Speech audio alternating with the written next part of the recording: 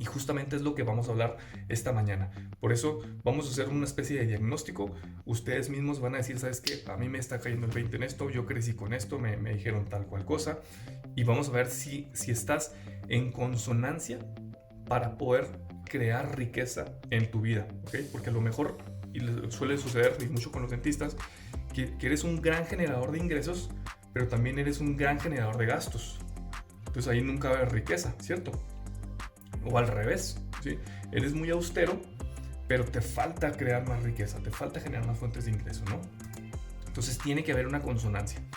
Y dos de los libros de texto básicos en estos temas de educación financiera son estos dos. Hay más, se los puedo recomendar más adelante, pero creo yo que si empiezas por leer estos dos, o sea, la verdad que ya va a estar un paso adelante. Otro que me pudiera faltar es el famoso Padre Rico, Padre Pobre de Robert Kiyosaki, que también está muy bueno, pero la verdad es que estos dos están muy buenos. Las personas realmente ricas, las personas con esta libertad financiera de que las que les vengo platicando, son personas que normalmente viven en barrios, colonias o fraccionamientos de clase media o media alta. ¿Okay? O sea, por eso se le llama el libro así, El millonario de la puerta al lado. O sea, tú no sabes si realmente la persona que vive enseguida de ti o a unas cuantas casas, o sea, es una persona sin ningún tipo de problemas económicos, porque puede incluso mantener hasta generaciones después de él por las reservas económicas que tiene. ¿Ok? Entonces, ese libro está fascinante y te das cuenta cómo se contrasta lo que nos han metido en la cabeza desde las redes sociales, las películas, tus comentarios que has escuchado o que tú mismo has presenciado, de que no necesariamente tener un carro último modelo es riqueza. ¿Me explico? Porque tu riqueza no se basa en posesiones. Ahorita vamos a hablar de eso. Entonces, vamos a hablar un poquito sobre las grandes diferencias entre pobres y ricos, los cuales, como te podrás dar cuenta, son caminos completamente divergentes. Completamente. No hay forma de que se lleguen a unir en algún punto del camino. ¿Por qué? Bueno, de entrada, por obviamente el nivel de ingresos, ¿no? Por la calidad de vida, pero también por la manera o la mentalidad que tiene un grupo y otro. ¿Ok? Y aquí lo puedes ver. Son mentalidades completamente opuestas. ¿Ok?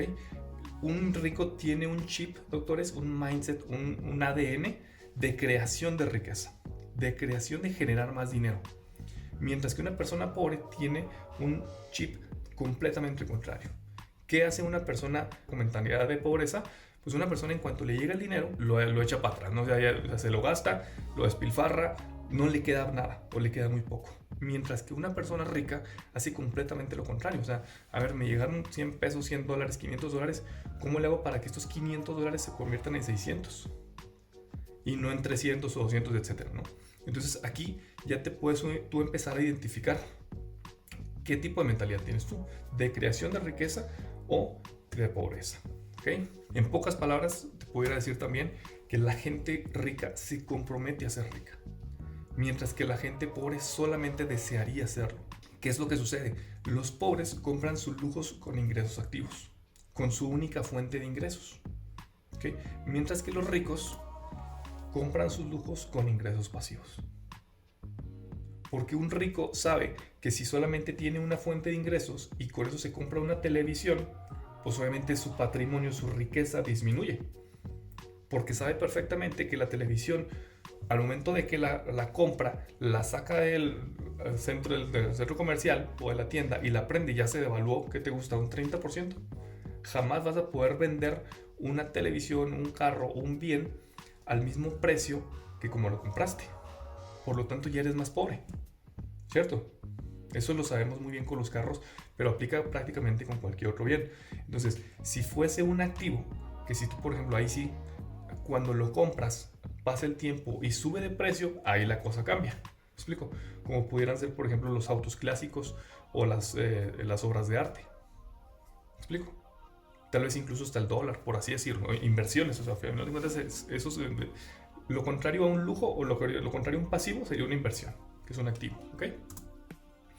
Entonces, ¿qué es lo que sucede? Y es muy cierto, que los ricos son cada vez más ricos, mientras que los pobres son cada vez más pobres. Y esto desafortunadamente, doctores, esta frase que ustedes seguramente ya han escuchado se ha politizado, ¿cierto? O sea, porque muchos políticos populistas lo agarran de bandera. ¿ok? Y dicen, es que los pobres no tienen la culpa de nada, y es que en este país, en este mundo, cada día hay más pobres. O sea, y te vas para en contra de los ricos, como si los ricos tuvieran la culpa de la pobreza de las personas. Cuando los ricos están creando fuentes de ingreso o fuentes de empleo para esas personas que no pueden crearla, ¿cierto? O sea, tú si eres dentista, seguramente tienes asistentes. Tú creas empleos. Y si tu consultorio creciera y se volviera una clínica de 30 unidades, ¿tú no crees que darías el triple de empleos? Pues seguramente sí. Seguramente sí. Entonces, ¿cuál es el problema con tener más dinero? Si cuando creas más dinero estás creando más prosperidad en tu país, en tu ciudad, en tu colonia y con tu gente cercana. ¿Ok? Entonces, a todos nos conviene que nos vaya bien. A todos nos conviene. Mientras que ser pobre, doctores, de verdad que yo no le encuentro ningún mérito. Desafortunadamente se ha confundido también el hecho de que cuando eres pobre te ganas el reino de los cielos, ¿no? O sea, o Dios prefiere a los pobres y desdeña a los ricos. Tampoco va por ahí la cosa, y vamos a hablar más adelante de eso, ¿ok? Yo soy muy creyente, yo soy muy católico, pero sé distinguir entre esos postulados. Entonces, ¿qué es lo que sucede? Que la gente pobre piensa en qué gastar, mientras que la gente rica piensa al contrario, piensa en qué invertir, ¿ok? Entonces te das cuenta cómo estos caminos siempre serán divergentes, simplemente por la forma de pensar y por lo tanto sus resultados. Entonces ahora, muy importante, y esto se nos da perfecto a nosotros los dentistas, tu riqueza, doctor, no se mide en cuánto dinero ganas. Tu riqueza se mide en cuánto te queda después de lo que gastas, porque eso sí es realmente tuyo. Tú eres el ingreso pasivo de alguien más, ¿cierto? Tú eres el ingreso pasivo de Telcel, del gas, tal vez de esa agencia de carros en donde estás pagando tu carro, de ese Infonavit o de ese crédito hipotecario, de ese banco. ¿Cuántos de ustedes aquí tienen casa propia? Que están pagando? Entonces tú eres el ingreso pasivo de alguien más. Aquí mi pregunta es, ¿cuánta gente te deriva a ti ingresos pasivos? Y miren, vamos a ponerlo en un ejemplo muy práctico. Sí, a mí me gusta mucho aterrizar las cosas. Vamos a poner el ejemplo de Alfredo y Ana, dos personas prácticamente de la misma edad, con la misma educación, ¿ok? Bueno, y aquí estamos en México, así que va a estar más fácil. Alfredo tiene un sueldazo, de manera que el vato gana 100,000 pesos al mes, lo cual se traduce en 1,200,000 pesos al año, ¿cierto? Bueno, ¿cuál es el pequeño gran problema con Alfredo? Que así como gana, gasta. Entonces, de los 100 que gana, gasta 95,000.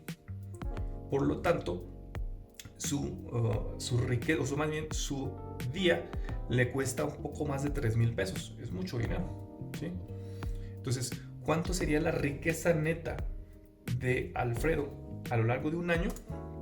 Pues de 60,000 pesos, lo cual le alcanza para vivir solamente 19 días. Lo cual, como ya nos sucedió, sobre todo a nosotros los dentistas, el año pasado que llegó la cuarentena y que tuvimos que cerrar nuestros consultorios, o sea, él se hubiera muerto de hambre, ¿cierto? Al menos yo duré 2 meses y medio con el consultorio cerrado. No sé ustedes. Entonces, esto es realmente cierto, ¿sí? Tal vez hace 2 años hubiera sido un poquito difícil de creer, pero ya nos pasó, ya lo experimentamos, ¿no? O sea, que si no trabajas, no ganas. Entonces, pues qué mejor ejemplo que esta vivencia que ya nos sucedió, ¿no? Y vamos a poner el ejemplo ahora de Ana, ¿sí? Ana tiene un ingreso mucho más módico, mucho más aterrizado, mucho más promedio. Ella gana 30,000 pesos al mes, lo cual se reduce en 360 al año. La gran diferencia con Ana con respecto a Alfredo no solamente es su ingreso, es también su gasto, porque ella vive y sobrevive con la mitad de lo que gana. Por lo tanto, su día por año le queda a ella en 490 pesos, ponle tú 500 pesos. ¿Sí? Entonces, al final, a la vuelta de un año, veríamos que Ana podría sobrevivir perfectamente un año sin trabajar, porque sus reservas y su estilo de vida le permiten vivir con poco. ¿Por qué? Porque es austera. Entonces, ¿qué es lo que nos han metido en la cabeza rajatabla? Que tienes que ganar más para vivir mejor, ¿cierto? O sea, y por eso a veces nos esclavizamos en el consultorio, ¿sí? O sea, o simplemente pues descuidamos muchas otras áreas de nuestra vida, ¿no? Como ya les mostré, nuestra salud, nuestra espiritualidad, nuestra familia, etcétera, ¿no?